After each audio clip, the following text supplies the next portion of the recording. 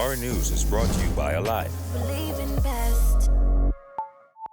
Coming up tonight, a couple killed in a Christmas Day car crash. Meanwhile, a fire in a shantytown causes damage, and an old age home needs help.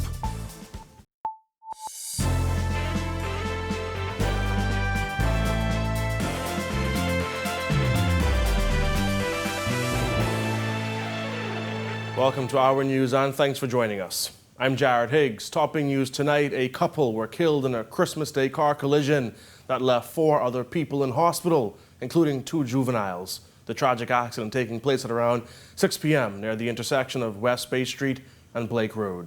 Police press liaison officer ASP Audley Peter says the accident involved 3 vehicles, a burgundy Nissan March, a black Honda Accord, and a black Chevy Malibu. The black Honda Accord was traveling east on Bay Street when it collided into the Nissan March, causing the persons to succumb to their injuries. According to the police report issued on Saturday morning, that black Honda Accord was trying to overtake another vehicle and collided with the burgundy March. The driver of the Chevy Malibu then collided into the Nissan March. Her Majesty's coroner visited the scene and was briefed on the facts surrounding the incident. Peters had this plea for road users. We're appealing to members of the public at this time to kindly drive with caution and pay attention to the speed limits, which we know at this job within the Commonwealth of the Bahamas is 45 miles per hour. Police on the island of Abaco are investigating a traffic accident that left a man dead. Reports are that it was shortly after midnight when police got word of a head-on collision in the Leisure Lee area of the SC Boodle Highway involving a Defence Force vehicle. Police say 2 Defence Force officers were in a 2020 Nissan Frontier truck, while the other vehicle was a black Honda Fit with 5 occupants. The Defence Force officers received non-life-threatening injuries, while 4 occupants of the Honda Fit received serious injuries and were airlifted to New Providence. The 5th male passenger of the Honda Fit died on the scene. In other news, a man was discovered hanging on Christmas afternoon over in Grand Bahama. Around 1 p.m., police were called to a residence on Raleigh Drive where they discovered the body of a 43-year-old man hanging from the ceiling. Further investigations revealed that the man was last seen on Christmas Eve at around 5 a.m. The body was pronounced dead by a doctor at the Rand Memorial Hospital. Foul play is not suspected, and a pathologist report will determine the exact cause of death. A fire in a Haitian community off Cowpen Road has left 10 people homeless. ASP Damaris Brister says officers were able to contain the blaze, but when they arrived, more than 5 homes were engulfed in flames. We received information of a structural fire here in the Haitian community. Our officers would have responded and arrived within 10 minutes. Upon their arrival, we would have met some 5+ homes totally engulfed with flames. This fire was quickly brought under control and later extinguished. Investigators can't say exactly what caused the fire, but Brister made this appeal to people who may be cooking and leaving stoves unattended. There are a number of incidents during this time. That's why we urge people to use every caution possible, especially when they're cooking, in terms of leaving their pots and stoves unattended. Please, you just be very mindful of what you're doing. An executive member of the National Fisheries Association says fishermen were pleasantly surprised by government's fisheries bill, which seeks to make commercial fishing exclusive for Bahamians. This is a time for renewal. This is a time for rebirth of the industry.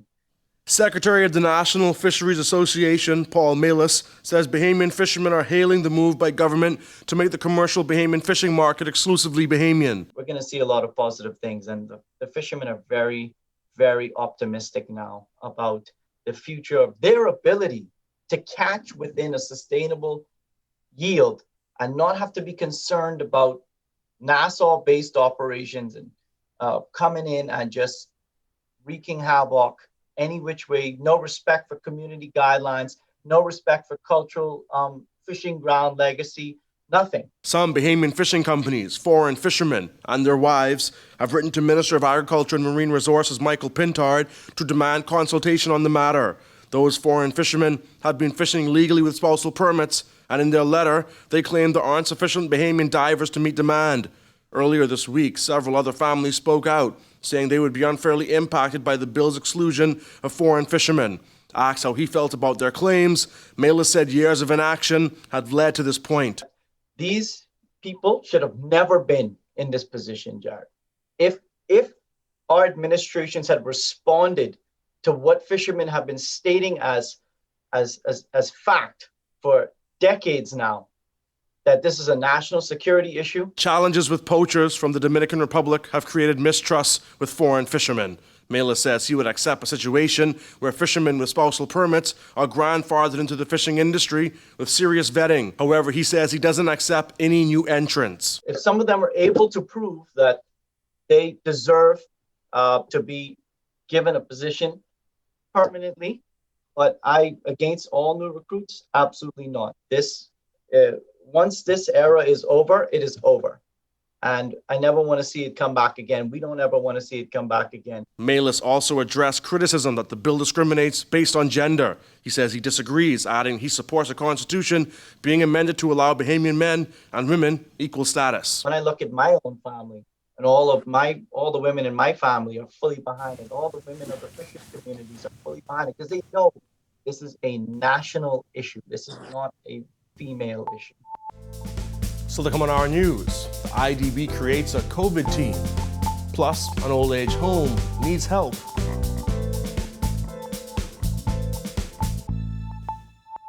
Journey TV presents the most open, honest, and revealing life stories. These stories of survival and strength will inspire you because there is freedom and healing in every story. Join me and my guest every Wednesday at 6:30 p.m. and Sunday at 5:30 p.m. during the month of August on RTV channel 212 for real life conversations. Journey TV, we share life's truths.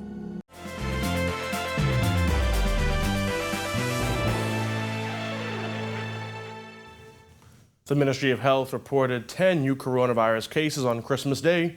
8 of those cases are on New Providence, while 2 are in Grand Bahama. Health officials say there are currently 16 people hospitalized with COVID-19, but none of them require admission to the intensive care unit. The Christmas Day dashboard didn't note any new recoveries, and the number of coronavirus deaths remains at 169. Inter-American Development Bank has created a country team for the Bahamas to identify ways the country can be assisted in the fight against the COVID-19 pandemic. That's according to Bank President Mauricio Claver-Caron, who says the aim is to help get the local economy back on track as soon as possible.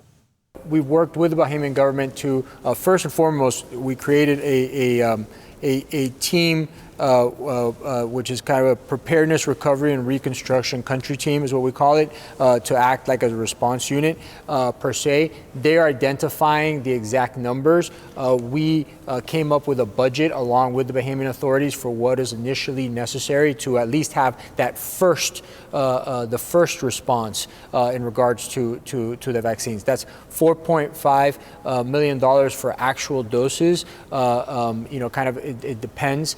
In regards there, you can kind of do the calculation. It should be hundreds of thousands at the very least of doses, and obviously we're willing and ready to amplify that. What we wanted to make sure here is that that no time is wasted for those first dosages, so that in the first quarter of 2021 we're already applying, and the Bahamas is effectively responding to the needs of the Bahamian people. Earlier this month, it was revealed that a $20 million loan from the Inter-American Development Bank is expected to strengthen the country's emergency operations in the wake of the COVID-19 pandemic. The loan is pegged to be the answer to the country's health service challenges as the COVID-19 war rages on by helping to reduce morbidity and mortality caused by the deadly virus. The loan comes as the government prepares to roll out its national COVID-19 vaccination strategic plan, which the funds are expected to help support. The Persis Rogers home has been surviving despite the impact of the pandemic, according to Assistant Chief Administrator of the home, Deborah Turner. She says with the exception of a fire earlier this year, the home has been operating smoothly. We were coping very well. We achieved all the instructions that was laid out for us, and so far everything has been going accordingly and real nice. It's still prohibited at this time. No, we're not allowing anybody visitation because of the COVID. No, we're not having any. Turner added that with visitation cut to an all-time low, more donations are needed to help keep the home afloat. So we always can do it donations as needed at this time, but we're coping pretty well. What kind of donations? Monetary or whatever that's it's much needed for us. Coming up, the Red Cross continues its story and aid work. Stay with us.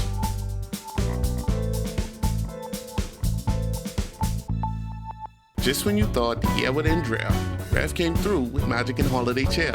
Our cashback will double, making more spirits rise, with chances to spin and with a dope random prize. The rules are quite simple. You can find them online. Just sign up for Trio and pay your Rev bill on time. Our grocery store dash is sure to bring smiles as 16 lucky winners tear through the aisles. Call 601-8992 or visit rev.bs/promotions to find out how you can win with Rev's Field of Magic giveaway. Rev, you and us, together. This year has been hard on all of us. Many have lost friends and loved ones to COVID-19, which has changed the world and the way we live. From the start of the first case to the second wave, Our News has been there with you, and we will continue to stand with you this holiday season. Sharing in your stories of tragedy and triumph. Christmas may look and feel very different this year, but its meaning of love and hope remains the same. From our family to yours, Merry Christmas and a safe and prosperous New Year.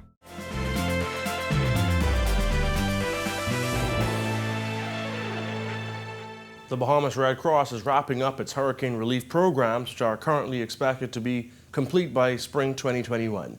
George O'Bain tells us more. 1 year after the passage of Hurricane Dorian, Director General of the Bahamas Red Cross, Sean Brennan, says the needs of persons being assisted have changed. It's changed. I wouldn't say that it's less, and it has to a certain extent. We have provided assistance at the onset in terms of multi-cash programs, where we would have provided $3,600 in funding via a debit card to more than 3,000 households as a result of Hurricane Dorian.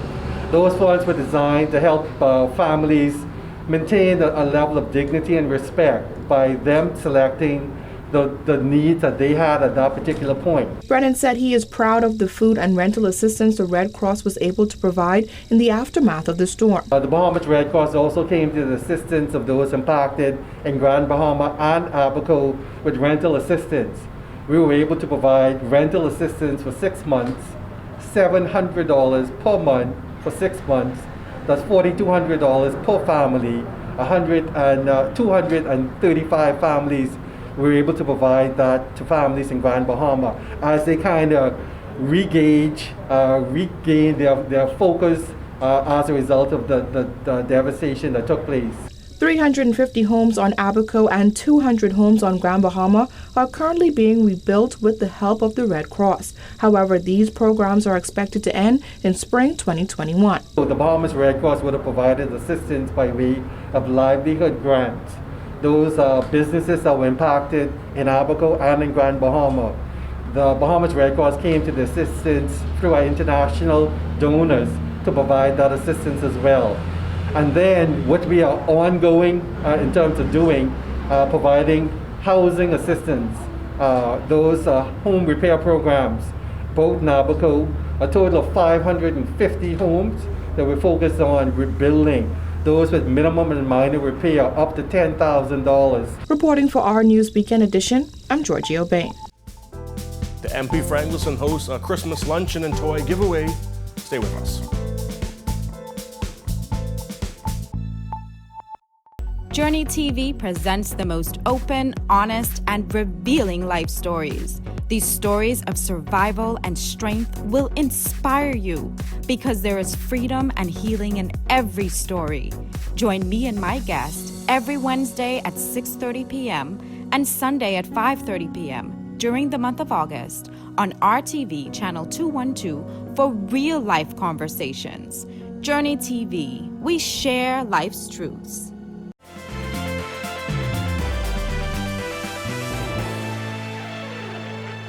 Angleson MP Gladys Hannah Martin making a small gesture for inner-city youth in her constituency this week. On Thursday, she provided hot meals and toys to children at 3 different locations. According to Hannah Martin, she was able to help 800 kids. It's really a small gesture, but we're just trying to embrace each other and to give some little something, a little spark to the young kids the children in the area. Loads of residents packed the Montel Heights Community Center, Pastor Feast Open Yard on Wilson Track, and the Anglican Constituency Office. As many have been hit hard by the global pandemic, Hannah Martin spoke to the importance of assisting families, especially in inner city communities. Something like this is just, it's just holding each other's hands and keep moving forward, because we know that this too shall pass. We believe that. And I'm trusting that it will be better than ever for these people, especially our children. So events like this are important because it allows us to come together, to share, and to have a little celebration in the midst of really, really difficult times. Thank you for joining us for Our News Tonight. To catch Our News on the go, download the Red Rope app. On behalf of the entire news team, I'm Jared Higgs. Continue to enjoy your holiday.